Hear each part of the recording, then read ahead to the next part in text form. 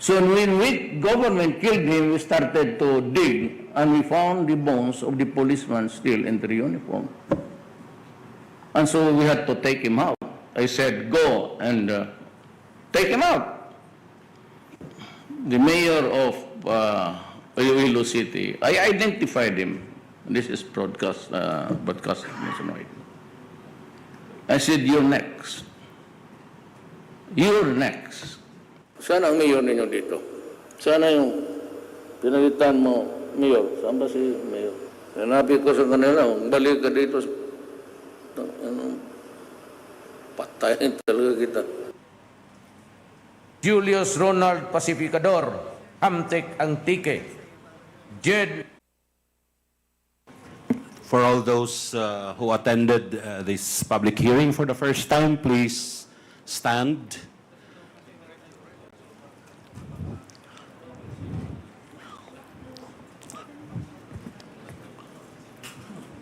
Okay, and please raise your right hand. Do you solemnly swear to tell the truth, the whole truth, and nothing but the truth in this public inquiry? So help you God. Thank you, Mr. Chair. Thank you. Mayor Kalugay, may I know who's that gentleman beside you? You're the mayor, acting mayor now? No, sir. I'm Attorney Joseph Lobo from PAGCOR, sir. I'm sorry. Okay, I thought you were the counsel of Mayor Kalugay. The counsel of our resource persons can sit behind your clients.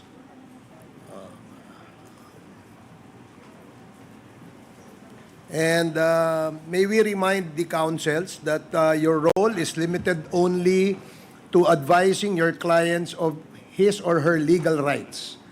Hindi nyo po pwedeng i-coach sa mga tanong na itatanong po ng mga membro ng committee ito. So I hope that is clear. Now, earlier, there was a request by Congressman Paduano to allow one of our resource persons to deliver a statement before the Quad Committee. And since there are no objections from any members, perhaps we can grant the request. Yes, Congressman Adjong? Yes, it's not an objection, Mr. Chair, but perhaps a suggestion. Would it be prudent, especially for our first-time attendees, to take their oath first so that this committee may be able to establish the veracity and the truthfulness of what they're about to share to this committee? In fact, that is a standard procedure that we require, especially in... they have already, okay. So, if they have already administered their oath and taken their oath, then I will draw that request, perhaps, Mr. Chair. Thank you. Thank Just you, a matter of Congressman. standard procedure. Thank you, Mr. Chair. Yes, Congressman Adjong. Now we proceed. As I stated earlier, there are no objections granting the request of Congressman Paduano to allow former Mayor Jed Mabilog to deliver a statement before the Quad Committee. We will give you a short your opportunity to deliver your statement, but please make it short because the topic today is actually limited only to POGOs. Please proceed, Mayor Jed Mabilog.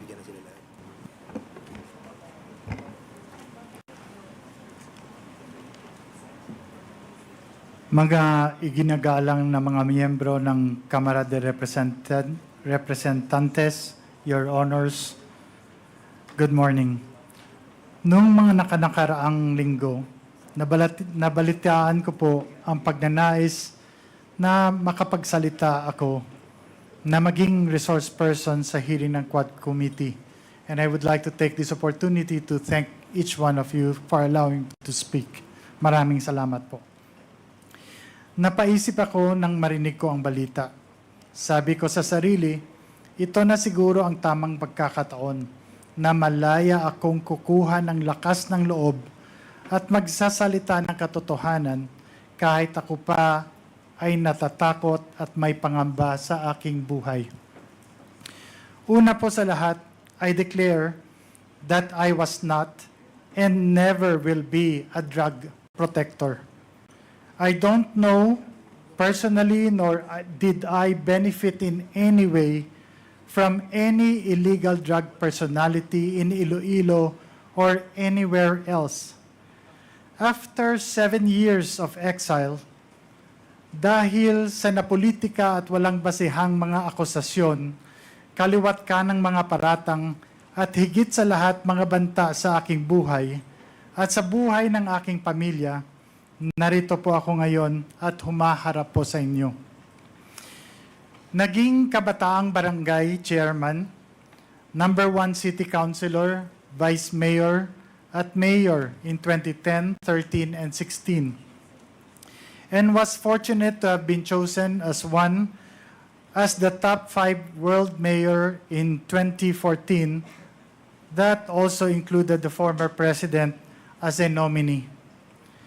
In the campaign against illegal drugs, as mayor and as mandated by law, I am aware of my authority to set local policies and priorities related to crime and drugs. I'm also aware that under the law, the PNP and PDEA handle crime investigation and response and the combating of drug trafficking and enforcement of drug laws, while the mayor relies on the police and PDEA to implement them.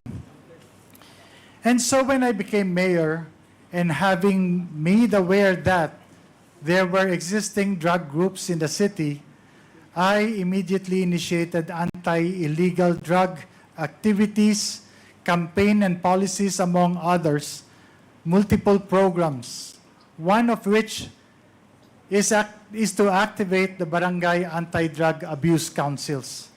In 2014 po, according to PDEA, Iloilo City was the first in the country to have 100% of its BADAC activated. In the 6 years that I have been mayor of Iloilo City consistently received national recognitions from PDEA and the PNP in the years 2014, 2015, 2016, and even in 2017 for the comprehensive programs including rehab, logistical support to the PNP and PDEA in their drive against illegal drugs.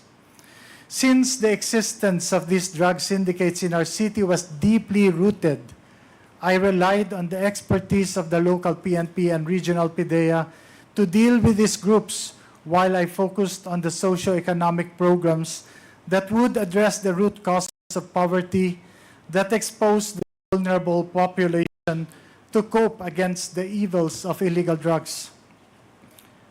But all of these efforts were ignored by the Duterte administration.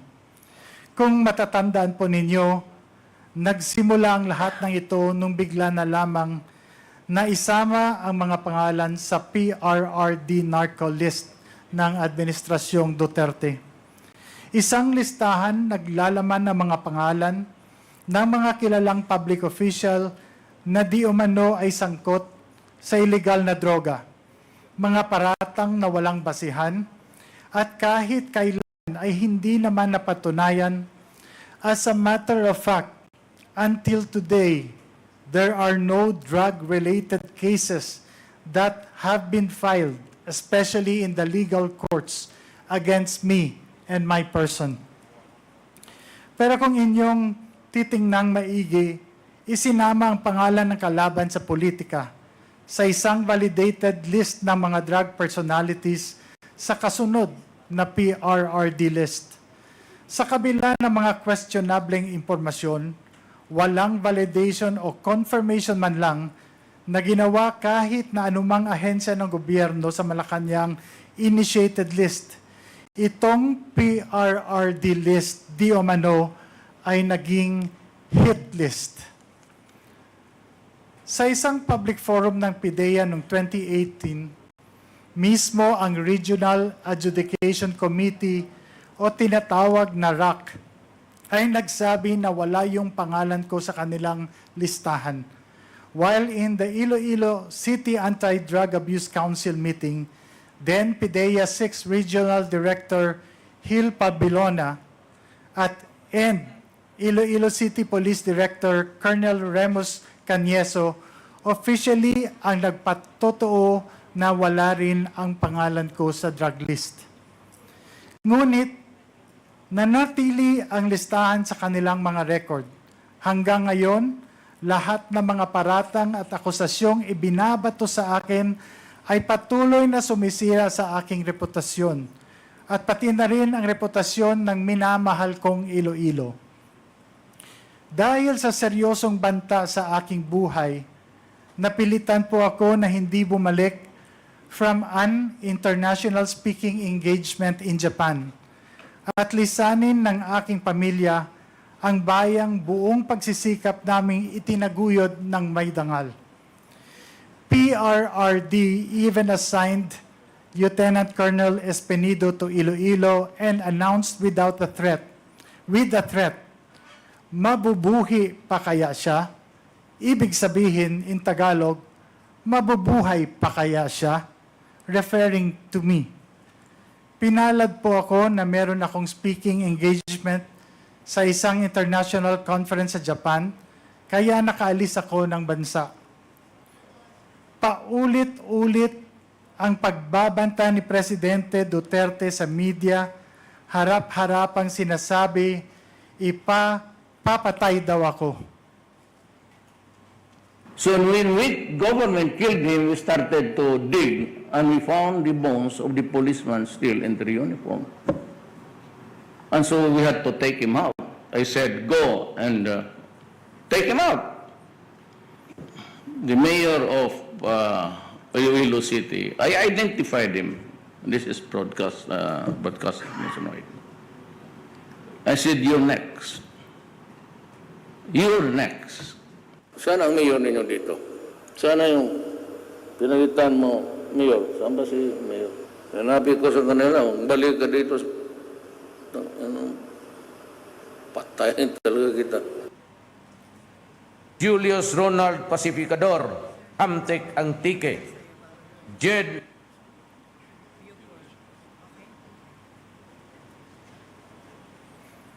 At alam po nating lahat, hindi lamang po ito basta-basta pagbabanta. Kayang-kaya niya pong totohanin ito. Labag man sa kalooban, kinailangan po naming lumisan at wag na munang bumalik sa Pilipinas. On August 28, 2017, I received an unexpected call from former PNP Regional Director Bernardo Diaz. He invited me to meet with PNP Chief Ronald De La Rosa, now Senator, at Camp Crame, Quezon City, at noon the following day. The next morning, on August 29, I arrived at the Ninoy Aquino International Airport at 10 a.m., ready to proceed. But then the call started. First, they moved the meeting to 3 p.m., and then by 5 p.m., it was delayed again, this time to 6 p.m. At around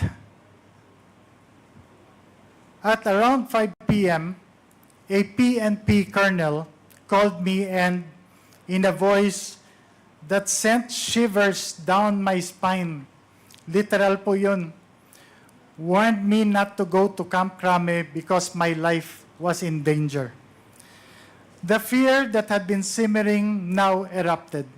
Soon after, at 6:32 p.m., my wife, Marivic, received a chilling text from a PNP colonel's wife. Do not proceed. There are 20 men surrounding your house, and if you go to Camp Crame, they will kill you.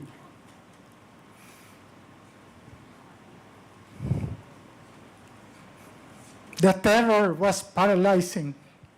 I couldn't believe it.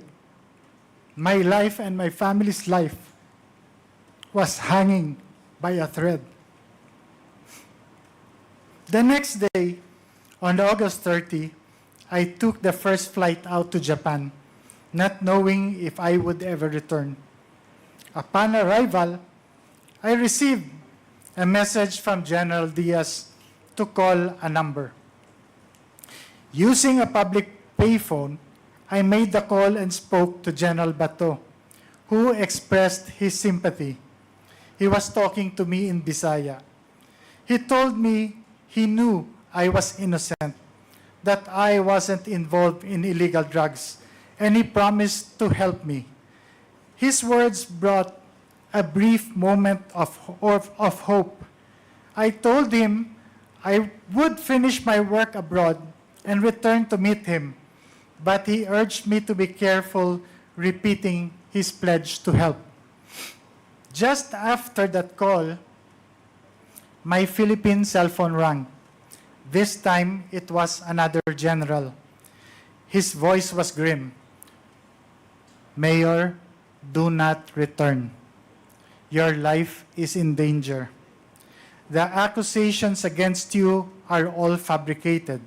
But if you go to Krame, you'll be forced to point fingers to an opposition senator and a former presidential candidate as drug lords. The weight of the conspiracy against me was unbearable. This general couldn't live with the guilt of seeing me killed, he said, and warned me to destroy my Philippine SIM card and phone immediately, and told me because my phone is going to be wiretapped. My hands trembled as I realized how close death had come. I knew then that I was no longer just a target. I was in a battle for my life. Dumiretso po kami sa US at nag-apply ng political asylum. Mapalad po kami na pinagkalooban kami ng US ng political asylum. It took 15 months for them to investigate and see the validity of us not being involved in illegal drugs, and all these accusations are all false. Ito ay isang patunay na walang nakitang kadahilanan na ibinigyan kami ng political asylum in March 2019. Masakit at malungkot, ngunit napilitan akong lumisan mula sa aking sinumpaan tungkulin sa aking pamilya at sa kababayan kong Ilonggo, na sinumpaan kong pagsilbihan, hindi dahil sa nagkasala ako, kundi dahil nanganganib na po ang aming buhay. I come before you today not merely to recount my sufferings, but to highlight a critical flaw in our system, one that allows law enforcement agencies to be weaponized for political purposes. That illegal drug trade stems from the ills of our society, from poverty to corruption of government institutions, including our law enforcement agencies. By using state institutions to carry out personal vendettas or silence perceived enemies, undermine the foundation of justice and democracy in our country. Sideline. No individual should be allowed to wield such unchecked authority regardless of their position or power.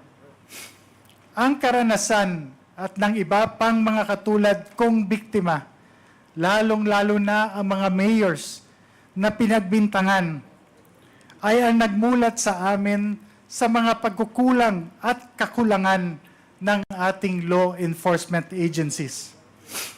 Kailangan mapatibay pa ang mga institusyon ito upang hindi basta-basta magamit o maimpluwensya ng politika. Masigurong makakapagsilbi ng may integridad, walang kinikilingan at may respeto sa batas.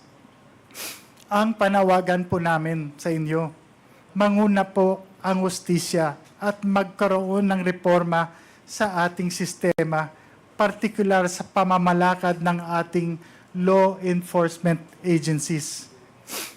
Accusations must be duly validated and authenticated first before any public announcement to avoid shaming and destroying the honor, reputation, and good image of hardworking and innocent persons.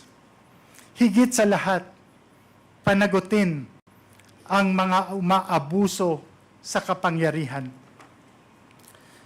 Sana ang nadanasan naming paghihirap na durog, persekusyon, trauma, at saka walang-wala ay hindi po mararanasan ng iba.